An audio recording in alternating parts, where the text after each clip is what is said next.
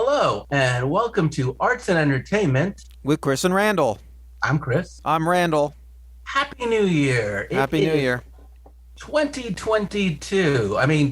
Technically, we're recording this in 2021, but you're watching this in 2022, assuming, of course, mankind has survived and didn't die in a post-apocalyptic nuclear holocaust, December 31st, 2021.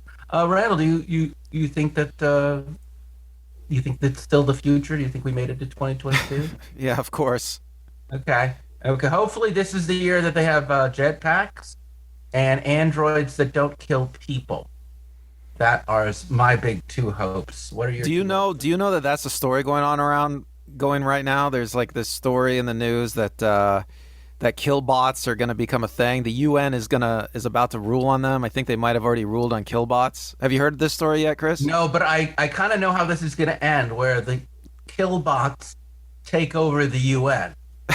So that's just kind of anybody who's ever read any science fiction knows that's just the destiny.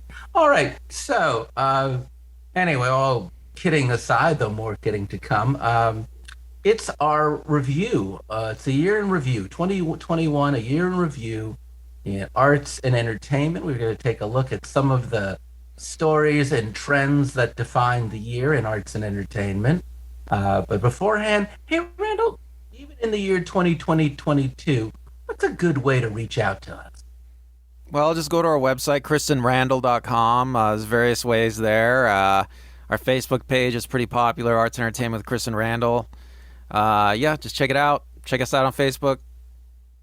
All right, so yeah, human beings from the year 2022. We really look forward to hearing what you have to say and what you think we're doing well or what you think we're doing terribly. Well, we're old men from the past, so good luck on that. But at least some ideas for what you would like us to be doing in 2022 subject topics. But today, we're going to take a look at some of the big stories or events that happened in arts and entertainment in 2022. Now, I just want to say one thing because Randall, I consider you a very literate gentleman, man of arts and letters, and I like to pretend I am too. But I just want to warn everyone this is not going to be like Entertainment Weekly's or the New York Times Arts and Leisure comprehensive review of the year. That's just not going to happen. We're not going to touch poetry, or we're not going to touch ballet. We're not going to touch literature. I mean, I don't even think for a second that we're going to get too highbrow or even too lowbrow. I mean, hell, there was a lot of things we could have talked about, but we're just going to talk about, about five or seven things that are kind of germane to the year. And I guess before we start, what do you think are like I would say the two biggest defining aspects of life, not arts and entertainment, though it does ricochet off into arts and entertainment of 2022 was the end of the Trump administration and the second year of COVID, especially the beginning of vaccines. Do you think those are two big issues that were pretty big this year? Yeah, I mean, they'll probably be forgotten in years to come because I think COVID is going to become endemic and it'll be like the flu and we'll have to get a COVID vaccine every year. It's going to be crazy, Chris. Yeah, But yeah, I I would mean, agree. we had to go into lockdown. I mean, for people like 100 years from now, they're going to look back and say, what? They had to go into lockdown? We get COVID every year. What? So yeah, I would say one of the key defining aspects of 2021 was how different or similar it was to the preceding year 2020, which was in many ways maybe a far more dramatic year, and therefore, let's see how it plays out. So let's go to something that I think really was, I think the big one of the areas of art that was truly very much affected in 2020, and 2021 really saw resurgence is the return of the movie theater and watching movies in movie theaters. Randall, did you see any movies in movie theaters this year? No, I was trying to not get COVID, but so I didn't go to the. All right, well that actually is very it's okay because I mean one of the big things that we are talking about is whereas Randall hasn't gone. I got an AMC movie pass. Well, Now what'd you see? I'm not sponsored by AMC, but can I just tell you about this pass for a Okay. moment? So for the price of like an IMAX movie theater ticket, I can see like 3 movies a week, and I can get my seats in advance, and I can see like which theaters have the least amount of crowds. I can order my food in advance, so I can pick it up. So if you really are antisocial, and right now I'm 100% antisocial. When I go to the movies now, I sit all the way in the extreme left-hand side or all the way in the extreme upper right-hand side. I always look to see before I get my tickets what theater has like the least amount of people. And then if I want to buy popcorn or soda, I do it remote and then I just pick it up. So, I mean, these are things that probably would have been in place even prior to COVID. But, and of course, I have to show my vaccine registration when I go to the theater, and I also have to wear a mask unless I'm eating popcorn or soda or beer or what have you. I get to drink beer now in the movie theaters. Can I tell you, I love drinking beer in the movie theaters. Nicole Kidman says heartbreak feels better in a movie theater. I don't know about that, but overpriced beer is definitely good in a movie Yeah, theater. there's this weird commercial, okay? So you just mentioned it with Nicole Kidman where she's trying to get people to go back to the movie theaters. So you see Nicole Kidman in an empty movie theater and she talks Yes. about how great movies are.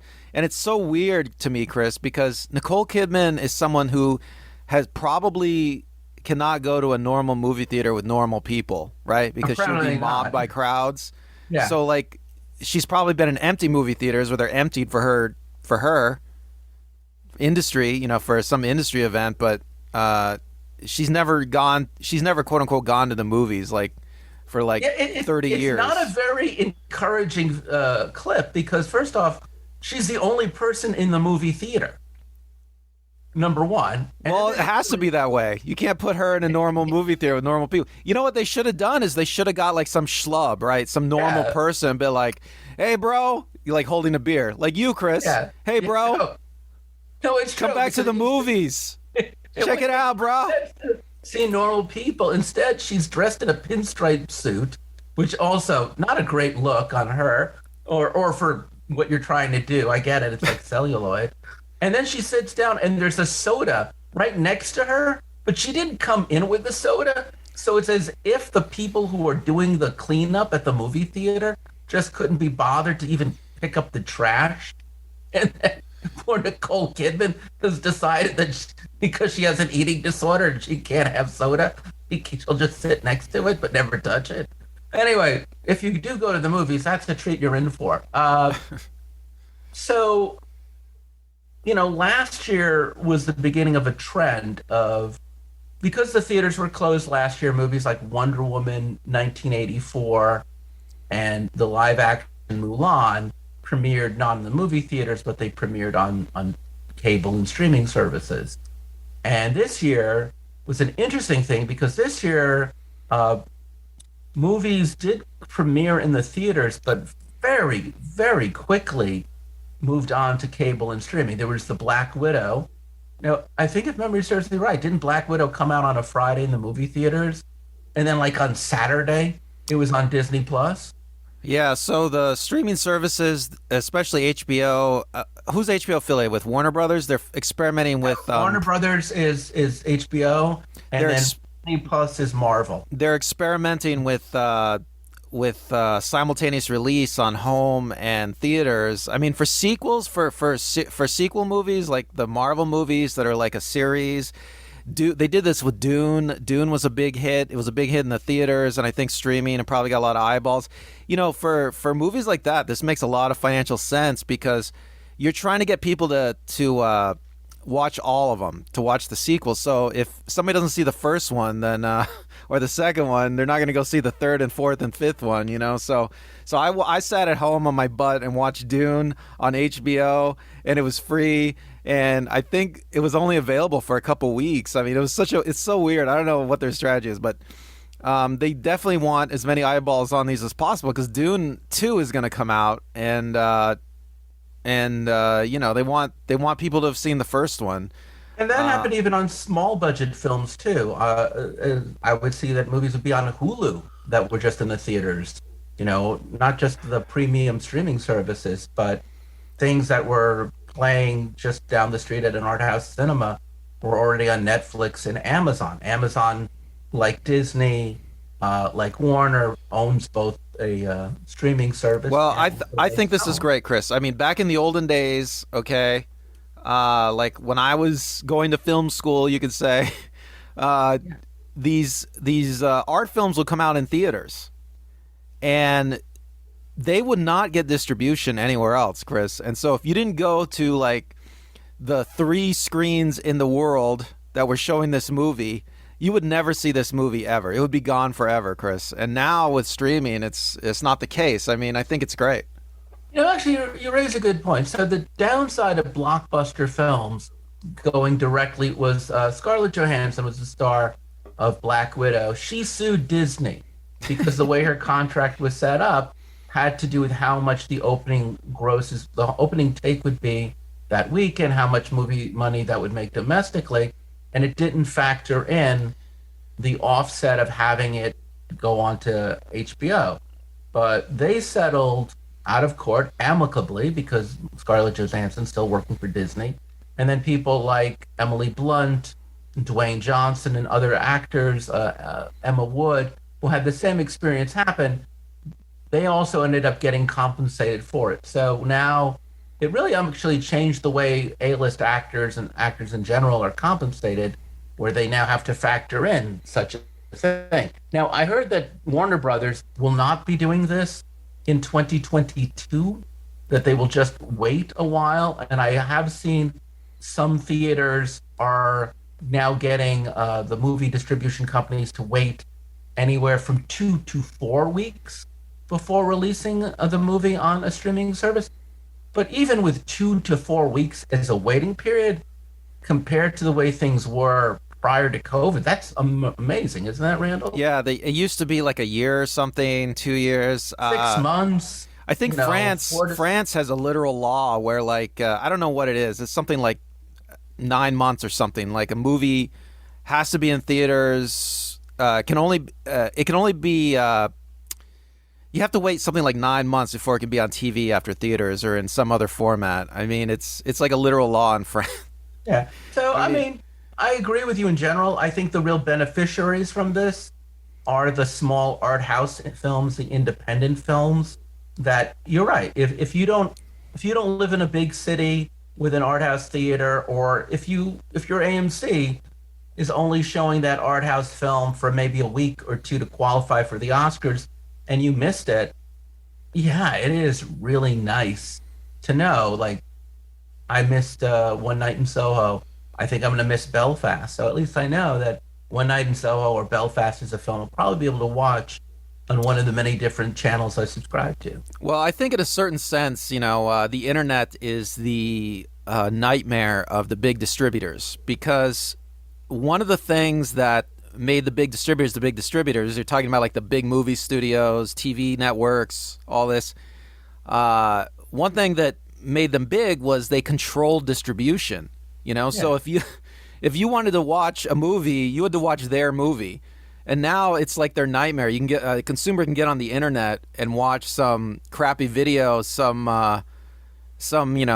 tween made on YouTube, and then they could go and watch the big budget Hollywood movie. Then they can go back to YouTube and watch another crappy video, and that's a complete nightmare. I think for these distributors, they're losing complete control of distribution, and they're acknowledging it. With these shortened windows. And another thing to point out on that same topic is, there was about 2 years of film just sitting there, and the way that film works is that you don't get your money back until you're in the theater. So the longer any movie waits to sit in the can and not be out in the release, the more money it loses, the less money it makes. So right now, ever since I would say this summer, and very much picking up speed in the autumn, once many people have been vaccinated, is they have been releasing big movies every single week. And if you don't catch anything that isn't like the biggest blockbuster ever, after 2 weeks, it's gone to be replaced by another big blockbuster. I mean, are you getting whiplash from how many movies have been coming out since September? It's no, it's cool, Chris. You know what? I feel like they've really held back. I mean, I feel like there's Oh not that no, much. not anymore. See, if you go to the movie theater, you'll realize like everything that's coming out now, it's big, it's awesome, and then it's gone, and on to the next big and awesome thing. Uh, Obviously, that'll play out. I will say, in general, the trend this year was sequels and superhero movies. That doesn't seem to be going away. There's just more and more sequels and more superhero movies, less comedies, which I will have to do a whole show on that one day.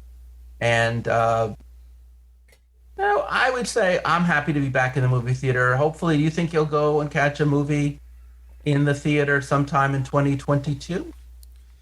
Well, I will probably go see if they release like Dune 1 and 2 on IMAX at the same time, like a double feature. I'll probably go see it.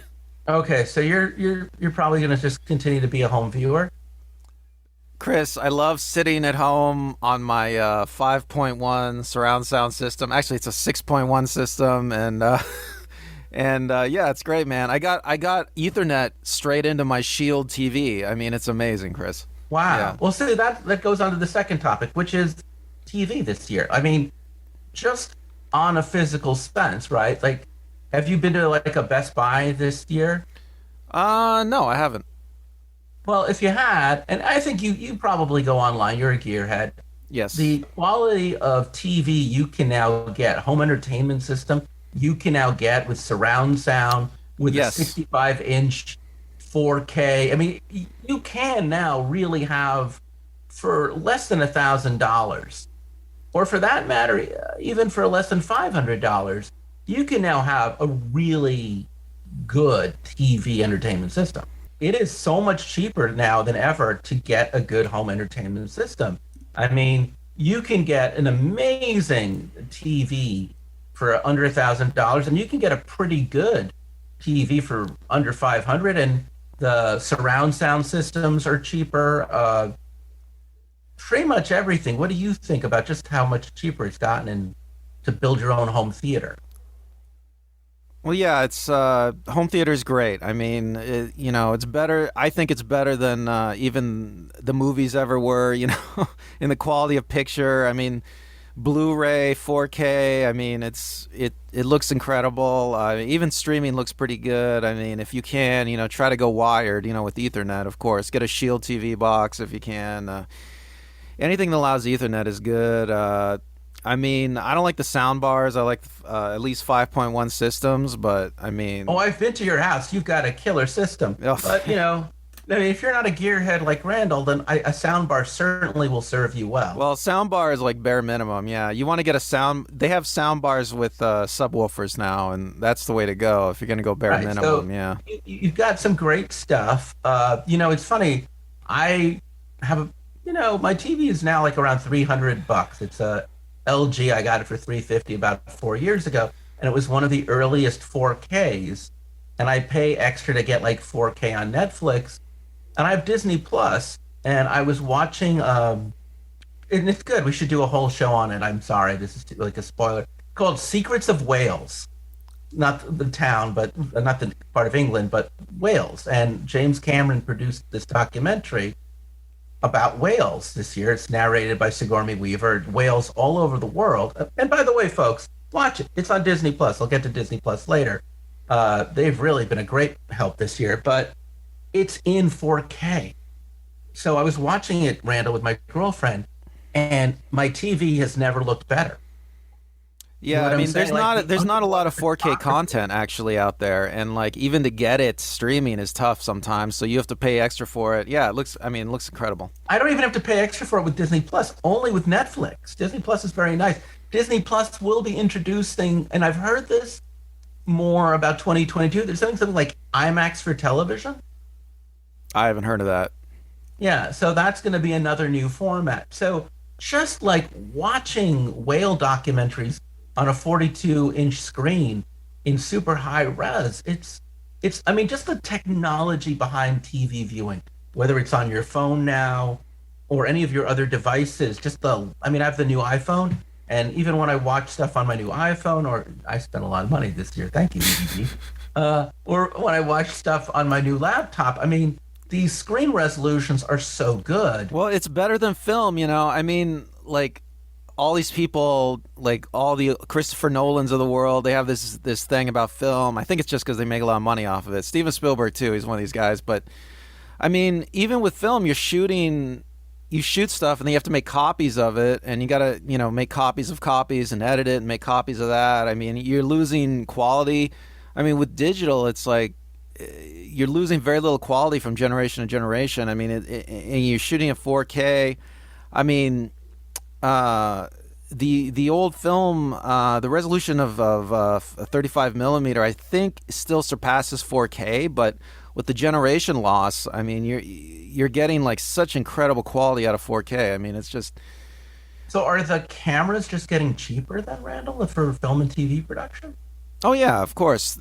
As time goes on, the cameras get cheaper. You know, they're shooting now. I don't even know if anybody's doing this, but you can get way above 4K now when you shoot.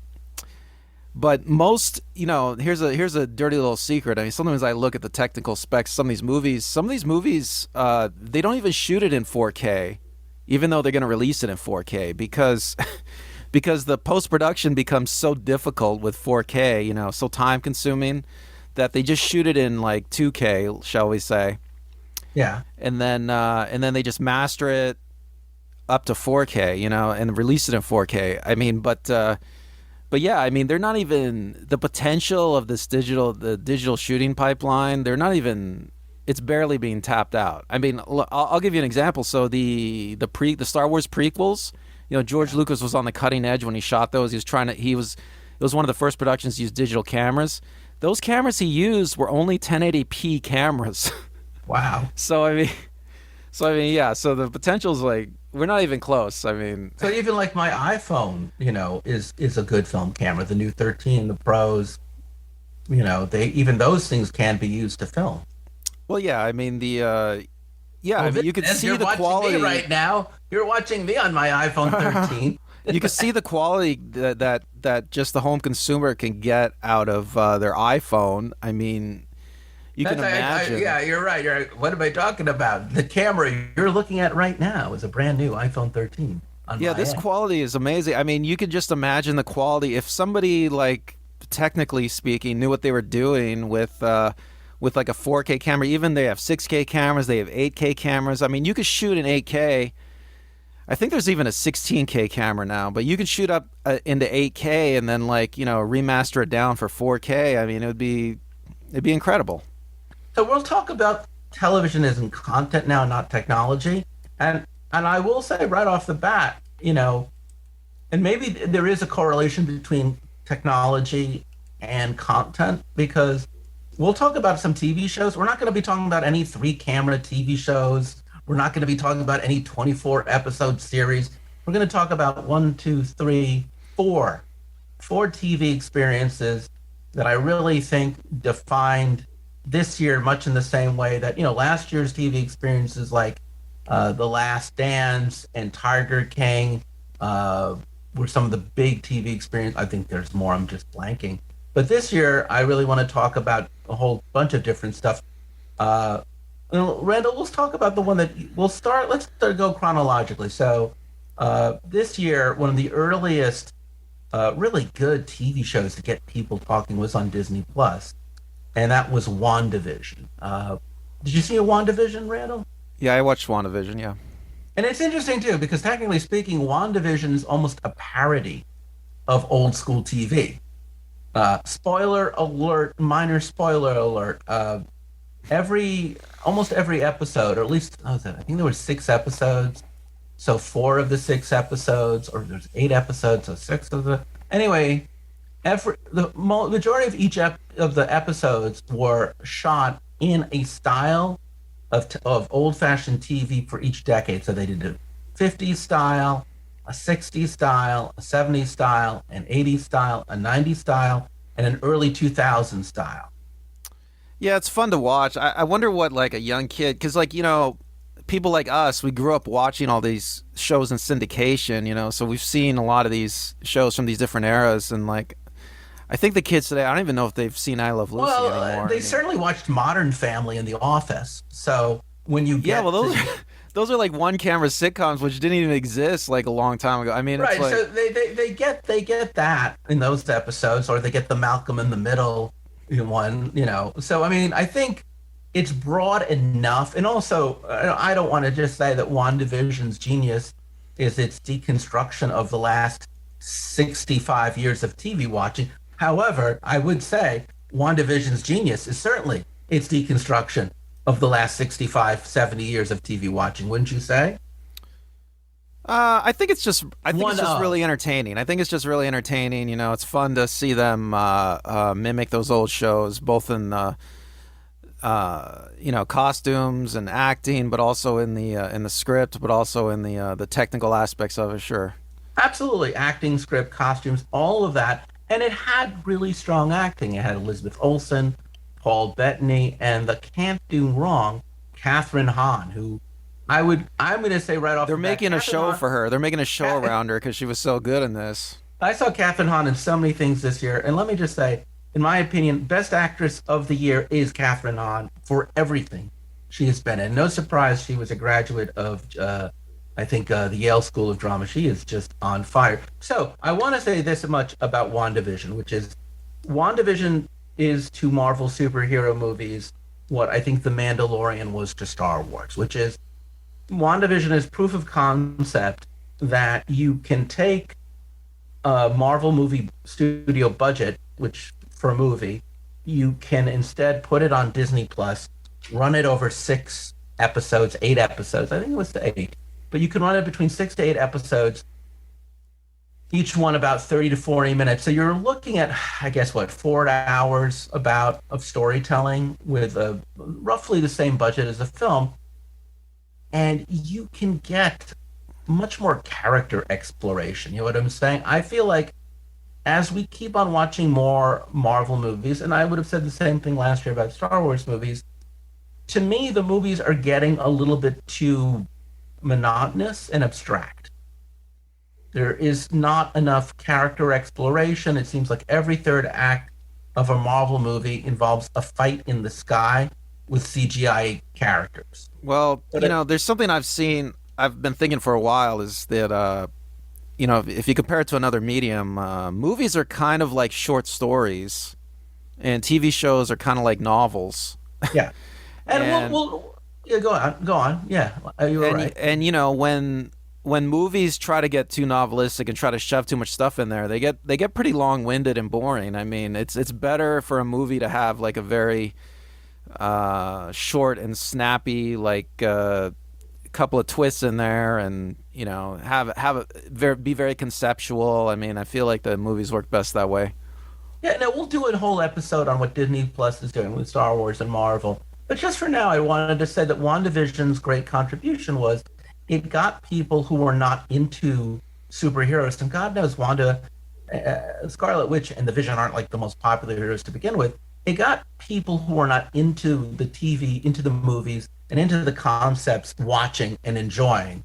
And it did show what I would argue for the last ever since the Superman movie TV show of the 1950s, television has been trying to figure out how to get adults interested in superhero stories. And with the exception maybe of the Hulk and Wonder Woman in the 70s, I just don't think they've had much success until WandaVision. So that was what was cool about WandaVision. So let's move over to Mayor of Easttown, which came out also in the winter spring. Did you end up seeing Mayor of Easttown? I No, I've forgot. never seen it. Please watch it so we can one day do a whole thing on it, or I would have. So Mayor of Easttown is, a crime thriller, but what made it really interesting was it takes place in in a Philadelphia working class suburb, a rural area. It stars Kate Winslet. And I'm from the East Coast, and you've spent time in rural Pennsylvania, right? You go up to Shamokin sometimes. I've been there, yes. So you know what that area looks like. I know it well. Yes, And you know what the people and the life is like. yes.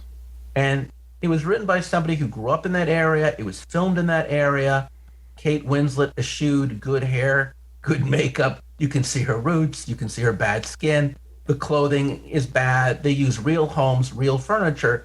Everything has a very real, naturalistic aspect that you don't normally see in high, glossy, expensive TV shows, even though HBO, which produced it, clearly spent a ton of money. And strangely enough, Evan Peters, who gives a great performance in WandaVision, is also gives a great performance in Mayor of Easttown. So there's your connection between the two. He is maybe also one of my favorite actors of 2021. He too has just been killing it.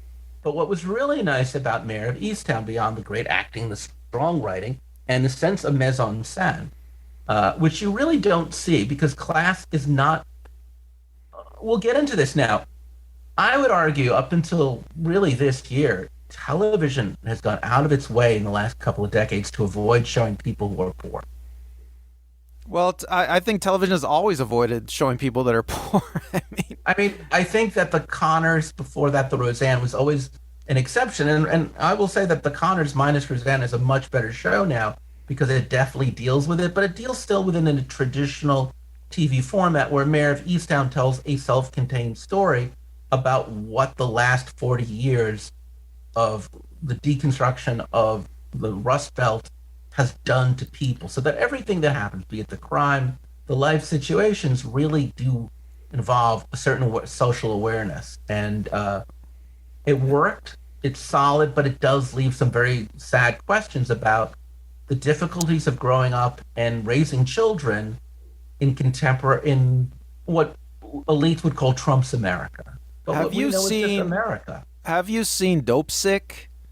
No. Now, Dope Sick, I think, when you talk about Mayor of Easttown, I think of Dope Sick, which I watch is a great show. I mean, it's based on a nonfiction book about the opioid epidemic, and it's great because it goes into characters that are, and it's a fictionalized show. It goes into characters that are poor, I guess you could say, but then it goes all the way up and it depicts I forget their name now, the family that unleashed the opioid epidemic on America. Oh, the Sackler family. The Sacklers, yeah. So like, so you Yeah. get to see inside of their home and what they're like, and it's a well done show. I mean, it's Well, and that features Michael Keaton, right? And I yeah, think Michael Peter Keaton Sarsgaard. as usual is great in it. Yeah, Same thing with Mayor of Easttown. Gene Smart, uh, the guy from The Office who I forgot his name, but he was uh, in it every so often is in it, and Kate Winslet. So yeah, you're getting movie actors now and very strong TV character actors like Paul Bettany, like Catherine Hahn. You're getting people who would normally either you would normally see in movies for the most part, or in small forgettable moments in TV shows, getting front and center in these very well produced shows. Now, one of the shows that was so popular this year, we did an entire episode, and Randall, you really took to it, and boy, was that a water cooler one, was the Squid Game. yeah. In the other episode when I talked about how it's essentially a Marxist show where, in the sense that it has a Marxist interpretation of our life, of the modern capitalist lifestyle. Yeah, so Squid Game is like it is. I mean, a lot of times people talk about shows that came out of nowhere, and Squid Game literally is a show that came out of nowhere. I mean, I think Netflix financed it, but the director writer was like a first timer, and Netflix has been financing projects all over the world, and just seeing what they can get. And Squid Game comes out of South Korea, and it just became it became the number one show on Netflix, like all over the world, and people were shocked. I mean, I even read a story where I think it was in China, somebody pirated it in China, and they went to prison for watching. I think it was China. It could have been North Korea. But yeah, I mean, Squid Game is just and I think one of the reasons it became so popular is because it is like an essentially Marxist interpretation of our life, and you rarely see anything like this. It's a real questioning of capitalism. and the capitalist system. And yeah, and like, and we were, and, now that it's Christmas time, we talked about this last Christmas time. You should listen to our Christmas Carol specials, but this is essentially the Christmas Carol too. The Christmas Carol is a Marxist interpretation of the capitalist system before Marxism. It's fascinating. I mean, and I think when people watch Squid Game, that's what they're keen into. They're seeing just how close they feel it. They feel they feel they feel that affinity with the characters and what the characters are going through. Their financial struggles and how their financial struggles are influencing their lives. I mean, all of us, Chris, except for the 1%, can relate to Squid Game. And that's why shows like Squid Game never get made, because the people that are okaying the money for these shows, they're the 1%. I don't think anybody in the 1% can understand Squid Game. I'll just say I right definitely now. think that it's interesting how both Squid Game and Mayor of Easttown kind of go about the same problem in completely different ways. Whereas Mayor of Easttown is grounded in naturalism and deals with money and family and issues of that sort. Squid Game, I think, is, as you say, much more of a metaphysical exploration on a heightened reality in this, and goes after those same issues. And they both do it very well. It's amazing how Mayor of Easttown is so distinctively American that it's more America than you normally see on television. TV doesn't really like to deal with real America. And Squid Game is so foreign, but so relatable because South Korea's hypercapitalism is just a darker inversion of America's hypercapitalism. So to end it off on what I consider to be the big water cooler conversation right now on TV, and I don't think you've watched it, and I'm not sponsored by Disney Plus, but I have been watching and talking with everybody I know about Get Back, the Peter Jackson, Michael Lindsay Hogg, 8 episode Beatles compilation. Have you been watching it? No, I haven't seen it. It's on Apple. No, it's on Disney Plus. It is? Okay, Yes. I'll have to watch it. And what you know, when the Michael Lindsay Hogg was filming the documentary on the Beatles, uh, they had about a month to work on a new album that they were going to perform live for the first time in 2 years. So uh, Michael Lindsay Hogg, who is the illegitimate son of Orson Welles, uh, he put audio and cameras and recording devices everywhere while they're working. And if you ever watch the movie Get Back, which good luck, it's out of print, it's just basically a concert movie about how the Beatles were about to break up. It's not a bad movie. It's okay as documentary goes. It's just not great. The music is the salvation of that documentary. But Peter Jackson, who is a very big Beatles fan, and he went through all of these hours of audio footage and video. He cleaned up everything as he did with those World War I. Yeah, he made a movie called I think it's They Shall Not Grow Old, which is Yes. extraordinarily good movie. I mean, it is I think that's the reason like 1917 and every other World War One movie Yeah. that came out after that got made, okay? Right. Nolan made one. But yeah, They Shall The Not Grow Old. It's just he took a bunch of old footage and the cleaned it up. digital restoration quality on this is frighteningly good. Yeah, it's I mean, amazing. to the point where you look at the documentary and Paul McCartney looks like he's a contemporary 25-year-old. And the way these kids dressed back then, the Beatles is kind of the way young rockers dress today. So it's a little just jarring to see. And uh, I will say this much, I don't want to give too much away, but for the most part, you are just a fly on the wall as you watch these four people and other people create songs, not just for this album, but songs that will be made on Abbey Road or songs that will be made solo. How you see them play off of each other and you learn things about the characters that you didn't know before. You watch the creative process, you watch the group process. Do I think you need to be a Beatles fan to enjoy it? I can't say because I am a Beatles fan and I've kind of been hesitant about showing it to my girlfriend because she doesn't know as much about it. But part of me says it's just a solid documentary because just watching the group dynamics is very compelling. Uh, and all my friends who are Beatles fans are like, oh, did you know that about Paul? Did you know that about John? Isn't it wild how they came up with that song? Uh, So yeah, it's really quite good. So let's get on to live entertainment, right, Randall? That was one of the great returns. Is that this year? I mean, you could go outdoors, you could go indoors, and I'm not lying. I took advantage of that in the summer. My girlfriend, she's a stand-up comic, so I went to a lot of shows that she did both outside and indoors, both in LA and Atlanta. Uh, I would say, did you go to any live shows this year? The only thing I did was I went to karaoke. So they had a special cover for the mic. We had to put a cover on the mic, and we Yeah, had to use same our thing with own the cover. comedy shows. Yeah. And then we had to wear a mask. So we had to sing karaoke through the Oh our my God, mask and really? the microphone cover. Yes. And then we had to, only use our own microphone cover, of course. And then the karaoke guy, he wiped the mic down with like some sort of antiseptic cloth between performances. And Could you sing with the mic with the mask on?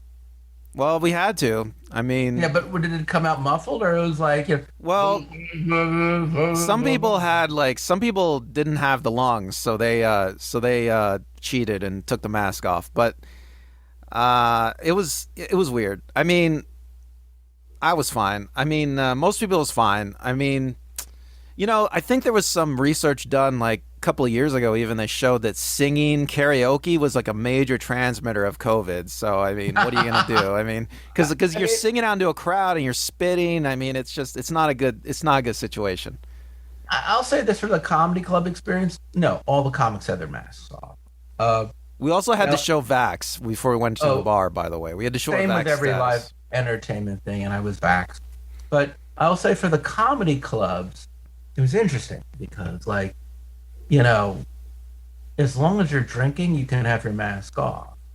And Kelly made a good point, my girlfriend who's a performer, that it definitely it's true. People are less likely to laugh when they have a mask on.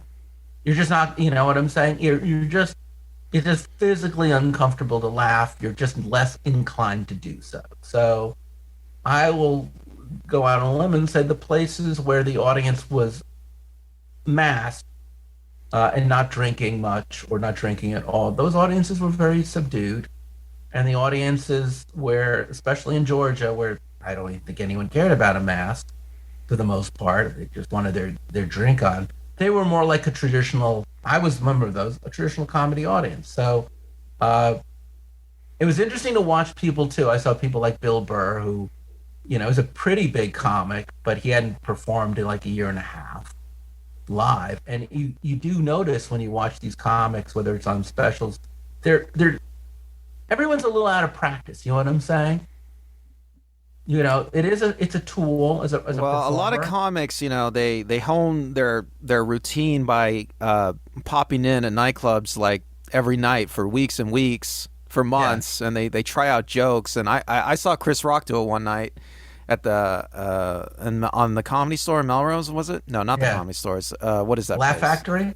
I think it's the Oh, Improv. the But the improv is on. Yeah, but yeah, he had a notebook, and if people laughed, he wrote down that they laughed, and if people didn't laugh, he would cross it out. I mean, he was. yeah. I saw Dana Gould about a month ago at Flappers, and he was doing the same thing. Where you could just these are really funny people, but you could see, and it's kind of cool. You'll never see it again. Even people who are at the top of their game are not at the top of their game. Just we're not at the top of their game at this year. I'm sure by now they've all gotten it together, but Well, not it all was comics are like that. I recall that Albert Brooks, he said he used to come up with routines before going on the Tonight Show, and when he went on Tonight Show, uh, he had never performed them before. That was like, yeah. But what I'm saying is, and it is that but yeah, this most was comics different. they do that. I forgot. I even went to comedy clubs in New York. I saw Jeanine Garofalo among other people, and New York, Atlanta, L.A. These are good big cities, and these are good big comics. And as good as they are, as professional as they are, as long as and they've been around for a long time, a lot of the people I've seen, uh, part of it was that their material was oriented around COVID, and I don't really think COVID is a great comedy. bit right now. I mean, sometimes you'll really hit it if you know how to hit it. And Trump's gone, so that's also a problem because that had been a source of so much comedy. But what I will say, we'll get to this in a minute on comedy, but it was interesting to watch how many. Now, I went and saw Hall and Oates at the Hollywood Bowl in October. It was like their last performance after being on tour since like April. And oh no, the singers, they got their game down. You know what I'm saying? Were people wearing masks in the audience? Yes, they were. It was Squeeze open for them. And I've seen Squeeze a lot. I honestly felt like Squeeze was not as tight as they've been before, but they certainly were pretty solid. Not Ramir. Not I've seen them many times. This was the least exciting I've seen them be, uh, but they were on and they were certainly doing good work. But Hall and Oates, they come out. Those guys are in their 70s, and like COVID, what COVID? You know, they're just they. I guess if you've been doing the same thing since 1982, you pretty much have your game down. You know, you can take a year and a half off when you've been busy for 40 years. Did you have to show your vax status before you went in, or all of these things? You had to show your vax status. All of these things, you had to wear a mask. All of these things, you didn't have to wear a mask when you were drinking. Now, the Hollywood Bowl is a lot nicer because it's outdoors, so you know that helps. Yeah, the CDC came out like I don't know, like a year ago, and they said that outdoor transmissions almost non-existent. It was something like 1% of cases. So yeah, outdoors is very safe. Yeah. Now, speaking of indoors, I went back to being a bartender at the Alex Theater in Glendale. So I've been working indoor shows the last month or so. We've been doing a lot of Nutcrackers, as tis the season.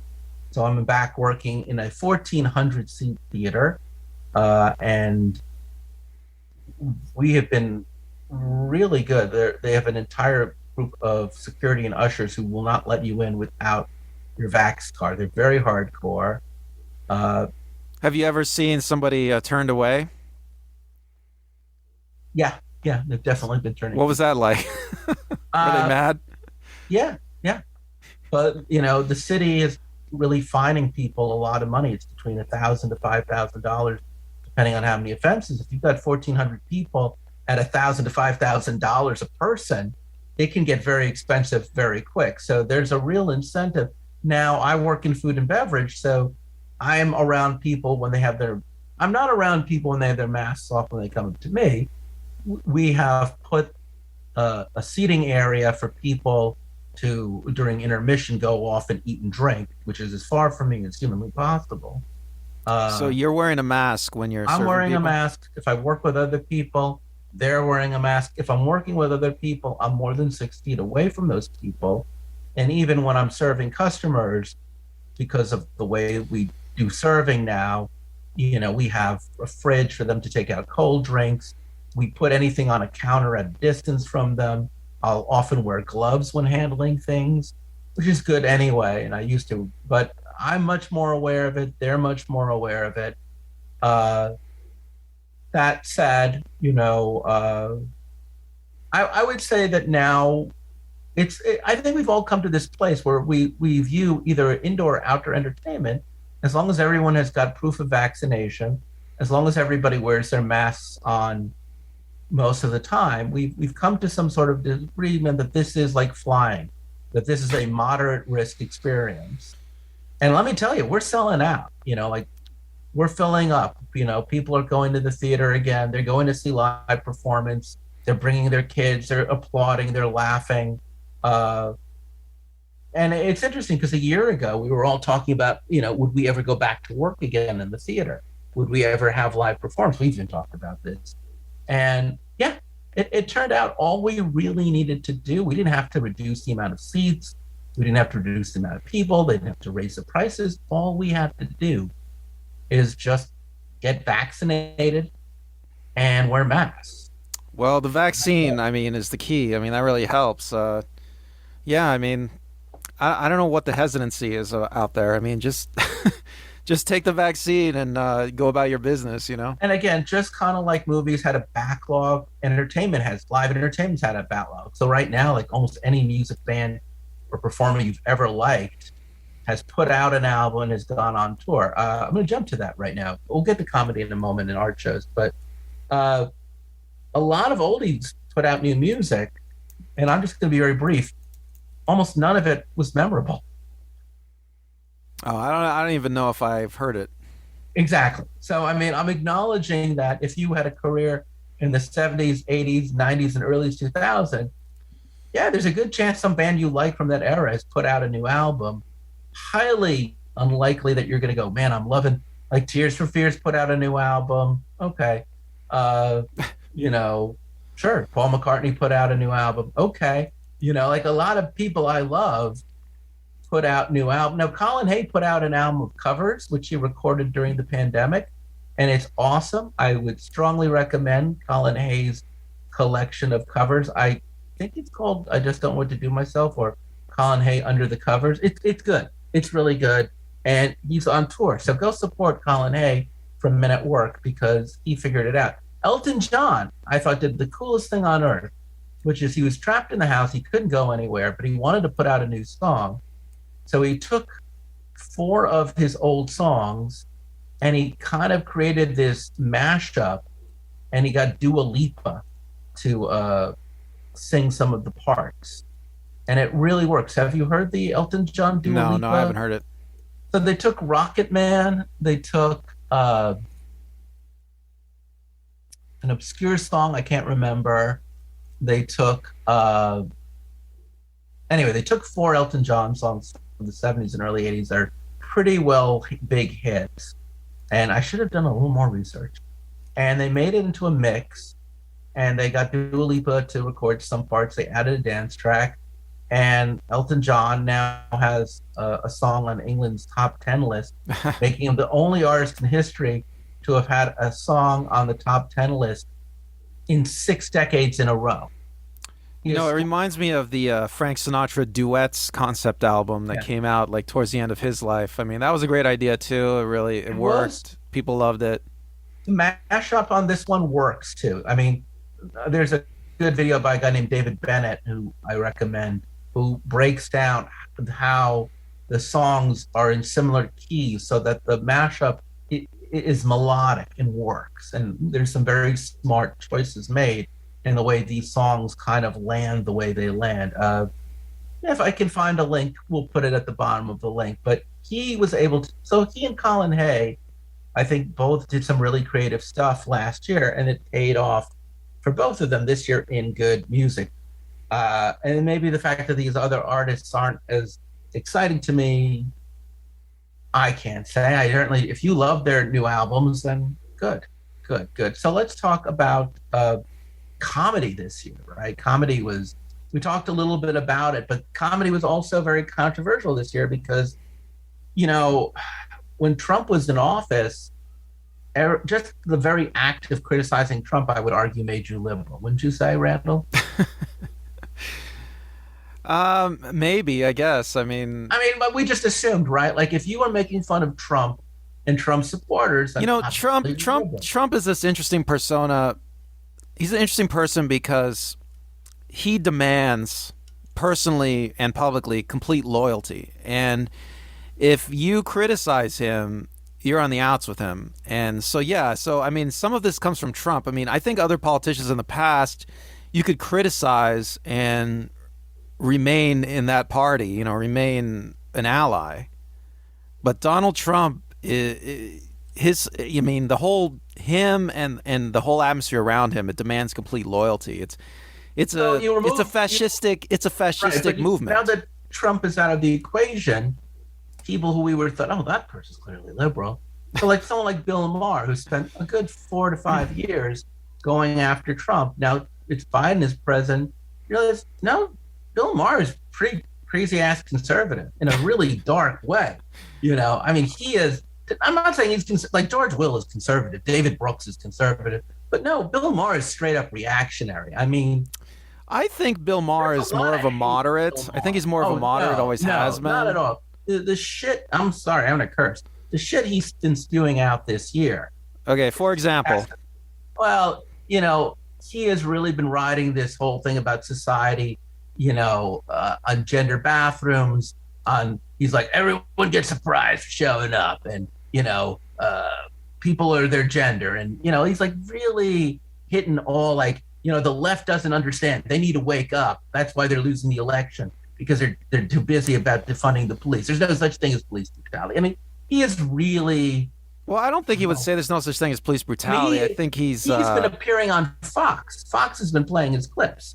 I mean, well, I mean, there's a lot of liberals that have traditionally appeared on Fox because they're trying to talk Fox, to that audience. Fox has been they've been showing his clips to try to own the libs. Like, look, here's your liberal Bill Maher. He's talking about why Medicare for all is bad. Here's your liberal Bill Maher. He's talking about why policing. Well, I do think I saw him interview like a billionaire. I forget the guy's name, and Bill Maher is economically very conservative.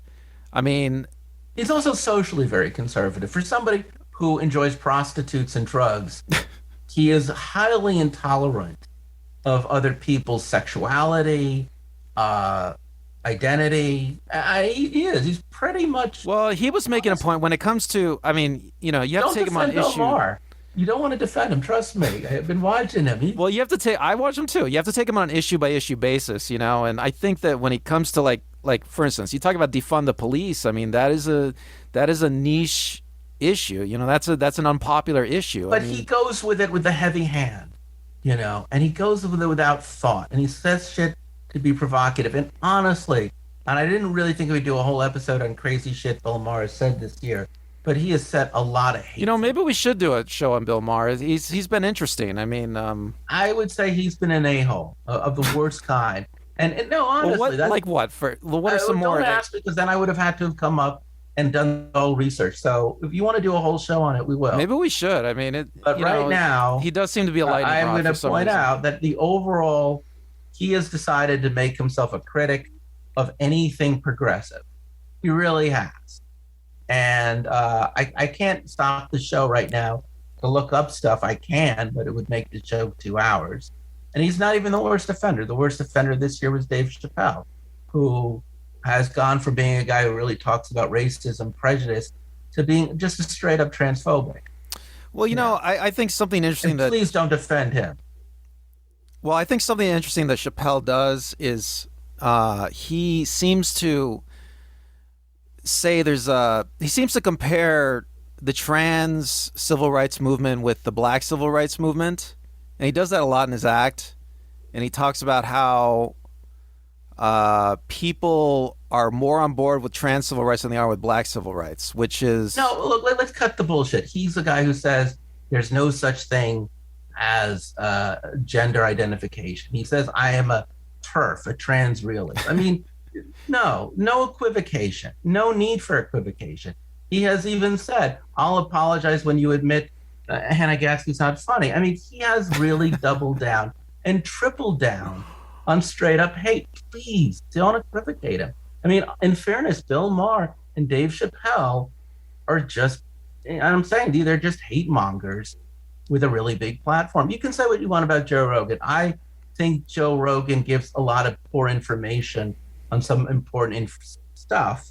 But I will say about Joe Rogan is that I honestly think Joe Rogan has no hate in his heart. You know what I'm saying? I think that Joe Rogan is a very curious stoner who wants to question a lot of preordained views because he likes being iconoclast. And maybe he's really off in a lot of things, but I honestly feel that he is challenging people's notions of what is right or wrong because he doesn't want people just to believe in rote things. But Bill Maher and Dave Chappelle are part of a group of middle-aged men and older who just haven't caught up with the time. You know what I'm saying? Oh, I don't know. I think you're going a little bit too far. On those two. So you think? Do you share the same views as Dave Chappelle on transgender people? Well, I think that. Are you a TERF? All right, you want to hear my real opinion? Okay, so I think that the whole idea of a TERF, it comes out of radical feminism, and it's an open question in radical feminism that should we accept trans women into radical feminist spaces, and that's an open question. Within that movement, they've been discussing it for decades. Right, but do you And believe that? what do I think the answer is? I don't know the answer, Chris. Oh, This no, is but this is an ongoing I don't know discussion, the answer. ongoing intellectual No. discussion that's been going on for That's decades. apologism. That's It's not apologism. It's a tough question. Do you want to have legal rights or not? It's very clear forward. Should transgendered people be able to use the restroom of the gender they identify Well, with? Chris, should you be able to go into a women's restroom anytime you feel like it? Or how No, about because if you go to I a gym, if you go to a gym and can you go into the women's locker room whenever you feel like it and take a shower? I am a Should that be cisgendered allowed? male. Right, because I'm a cisgendered male. I am both biologically and sociologically identify as male.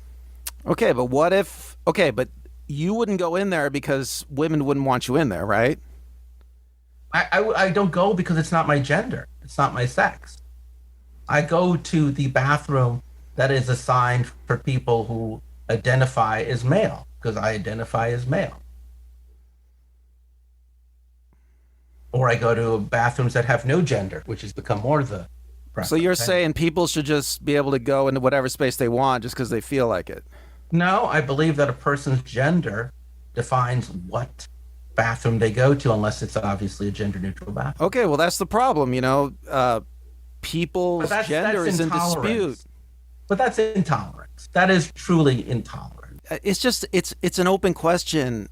It's not an open question because real laws are decided every day based on whether or not you consider transgendered people to be a protected group or not. If they are, then they deserve all the legal rights and representations against discrimination. They should have the right to play sports in the gender they are part of. They have the right then to use the bathroom. Or if you don't believe that, then you deny them those rights. Well, what if a bunch of radical feminists want to create a space that excludes trans women? I mean, should that be allowed? I mean, should that be allowed? No, that's not the way the law works in America. What if they want to exclude men? Should that be allowed? Again, I don't know what you're doing, man. This is really. I'm just saying these are hard questions. I don't think these are not hard questions. These are legal questions, and they come down to whether or not you believe transgendered women are women. Period. Or transgendered men are men. Period. Are they men or are they women? As a society, on the whole, we've come to the decision that gender is not something that you are stuck with by your birth. Gender is fluid. Sexual identity is fluid. It is a construct, and now people can choose whether to identify with a singular gender, multiple genders, or no gender. We've come to that decision. That's the society we're living in. So and you don't think one of the great problems with middle-aged stand-up comics is they don't really, and this has been historically all my life, middle-aged comics, because I remember as a kid watching people like Buddy Hackett and Pat Moreno talk about the goddamn hippies with their long hair and their love of pot and free love and how they don't want to work. And every middle-aged group somehow thinks that shitting on the youth of today is the way to go. The difference is that we're now in a time in society where we're just more culturally aware of sexism, racism, classism, whereas before any joke kind of worked.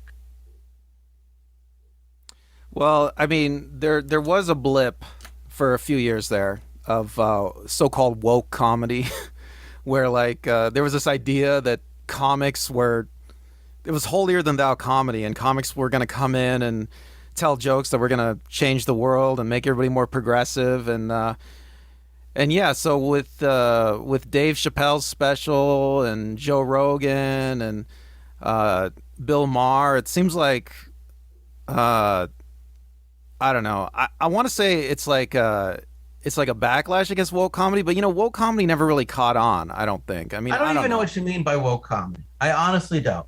Younger comics understand the world better than older comics because they are more willing to adapt to the world that they live in.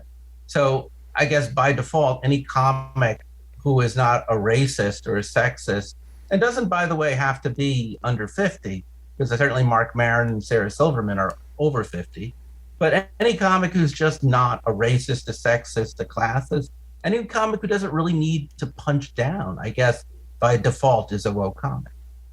Yeah, that's good. Yeah, well, then I would argue that's the majority That's the majority of comics. Thank Right. God. That is the That majority of is the comics majority today of for the comics. You last don't like need, I mean, and I will say that what you're seeing are just a bunch of old men who are so culturally out of it, who so appeal to a niche group of other dispossessed people. They're kind of like Hitler in the beer hall, you know. These are their brown shirt followers, and they will go down with him. Look, Cosby is out of jail. Louis C.K. is back on the road, and there are people who are more than happy to watch rapists and support them. So, as bad as Dave Chappelle and Bill Maher are, their great transgressions are verbal transgressions versus the physical transgressions of Louis C.K. and the heinously physical transgressions of Bill Cosby. So, and we'd had this discussion before. It's just become much clearer. Assholes really like comedy. But you said something to that effect yesterday. What say it was again. You said it to me yesterday at the pre-show, and it was a really good point. Assholes really like comedy. I think I said to you that there's a lot of assholes that want to be comics. I think that's what I said to you, Chris. Is that what you're referring to? Well, either one. I think it works if there's a No, lot I think of it's assholes true. that There's a wanna be certain comics, there's a but certain type of a person. lot of comics who are assholes. Well, I think what I said to you, Chris, is there's a certain type of personality where you're a complete asshole, and you think, well, where can I be free to be a complete asshole? You know, and have people actually like it and put up with it and, you know, appreciate me for being a total asshole. And it's if you become a comic, you know. And I don't think that applies to these men you're talking about, but yeah, I mean, we've all seen it. I mean, I think it there's a applies to these men. okay, well, okay. But yeah, so there's a certain type of personality. Maybe Bill Maher a little bit. I don't know, but there's a certain kind of it guy. applies to Dave Chappelle. I don't think it applies to Louis C.K. or Bill Cosby because I think they're slightly worse than assholes. But yeah, Yeah, so there's a certain type of personality. You know, they are an asshole, and they want a place where they can just be free to just like abuse people out in the open, and stand-up comedy is that forum. You know, it's that place. well, You know, it's, it's nice. I'll disagree with I you. would I don't argue think these this men are year like that. it's But hard to know if stand-up comedy is that forum or not anymore because people are finally holding comics accountable to the shit they're spewing out, which is awesome. I mean, we hold actors, politicians, and business well, people. let me ask you a question, Chris. Who is the best, funniest woke comic? Would you say? I don't know what you mean by woke comic. You know what I'm saying? I think Patton Oswalt is very funny. Okay, Oswald. Yeah, okay. I Oswald. think Mark Maron is very funny. Is he woke? You know, Marin could be woke. I wouldn't say he's a woke comic, no. but the thing is, he doesn't punch down. But okay, so maybe Marin and Oswald are like good examples. I mean, I'm trying to think of somebody younger. Well, I mean, Hannah Gadsby. John I guess, Mulaney is- doesn't punch down. I mean, I haven't heard his new material. He might all of a sudden because he went through a weird experience. But John Gadsby Mulaney is Gadsby's probably the wokest, right? I mean, she's like. but I don't know if she's wokest or both. Hey, you know, it's interesting because Chappelle called her out. You know, because you know it's Chappelle calls her out. Called her. Well, don't say that. That's bullshit. He included her, and then she said, "Why do?" No, here's what happened. The head of Netflix says we have all sorts of people, like even Hannah Gadsby, and Hannah Gadsby said, "Why are you dragging me into this shit?"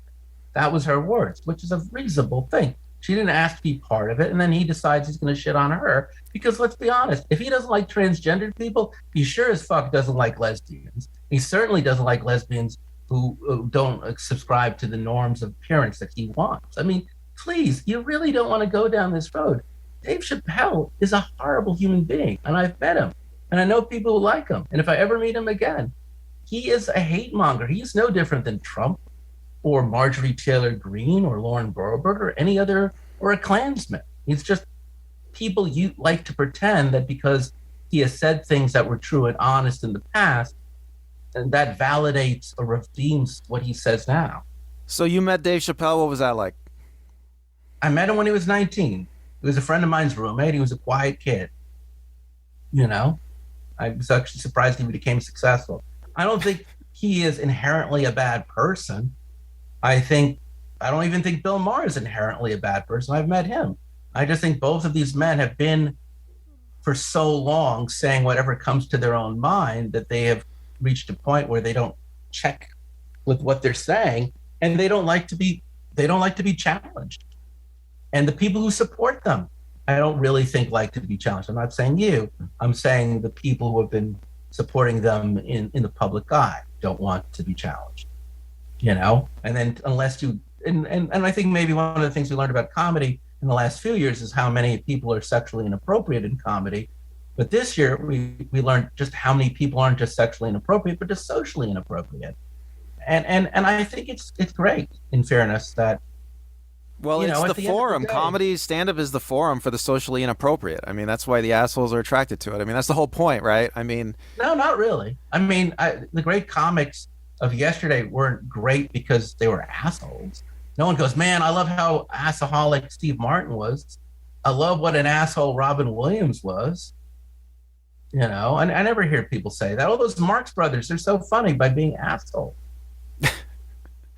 well, isn't an aspect of comedy to be socially inappropriate? It's a challenge.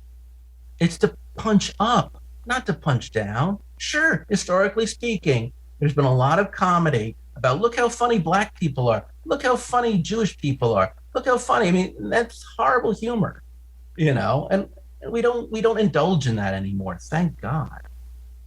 We don't. I mean, one of the best things maybe about this year is we finally realized a lot of humor isn't really funny. I didn't even get to like Dr. Seuss. We ran out of time. But I'm glad that Dr. Seuss got outed this year for his racism. Yeah, Dr. Seuss's racism is really bad, by the way. If you, Yeah. but And I felt bad too, because I remember it was Dr. Seuss and Tintin that were both outed for their racism. And both, there was a book by Tintin by Hergé, and there was a book by Dr. Seuss, and I had bought them for children. And I had bought, not only just bought them for children, but I had bought them for biracial children years ago. I mean, Will Wheaton wrote a really nice piece, just came out about the problem with all of this is that when you're young, you get normalized to stuff that you shouldn't be normalized to. So this year, we're at least having that conversation. all right, I got one more question. I got one more question for you. So, people like Chappelle and Bill Maher, Yeah. if they're so awful, why the large audience? Oh, well, if Trump is so awful, why did so many people vote for Trump? Yeah, why? If Hitler was so awful, why did so many people vote for Hitler? Yeah, why? I don't know. I guess as long as people support you, you're good. So I guess that's the answer. I guess as long as there's a large group of people who support you, whatever you say is right. Well, I mean, do people who find Chappelle and Maher entertaining? I mean, are they awful people too? I mean, is that the answer? Is that what you think? Well, one would seem to follow the other, wouldn't it? I mean, in the end of the day, I don't know everybody who likes anybody, but at the end of the day, certainly those people who support hate mongers have to not have a lot of empathy for other people who are not like them. And maybe because 2020, 2021, maybe we've lost our empathy. Maybe one of the things our art is reflecting is that we don't have empathy anymore for people. Well, it's possible these people are just being socially transgressive and people just like the spectacle of it. No, it's more than that. No, these people, I think one of the saddest things that has occurred in the last several years is tribalism and the rise of hatred. I mean, look, we're in many ways we're no different than Europe in the 30s. We are dealing with hyperinflation. We're dealing with poverty. We're dealing with factionalism. We're dealing with so many. We're dealing with the worst forms of late stage capitalism. So yeah, different groups of people now are really falling into their own little tribe, and a lot of people are full of hate and anger, and they just want to lash out at whoever they can. And the easiest people to lash out again are always the marginalized people because they have the least amount of protection. All right. Well, that was the year. That was good. That was a good speech at the end there, Chris. Thank you. All right. Thank you for listening. I'm always curious to hear what our audience members think about Randall's point of view and my point of view. I don't expect everybody to agree with Randall. I don't expect everyone to agree with me. we're looking forward to more wonderful shows next year or this year. Until then, I'm Chris. I'm Randall. Happy New Year.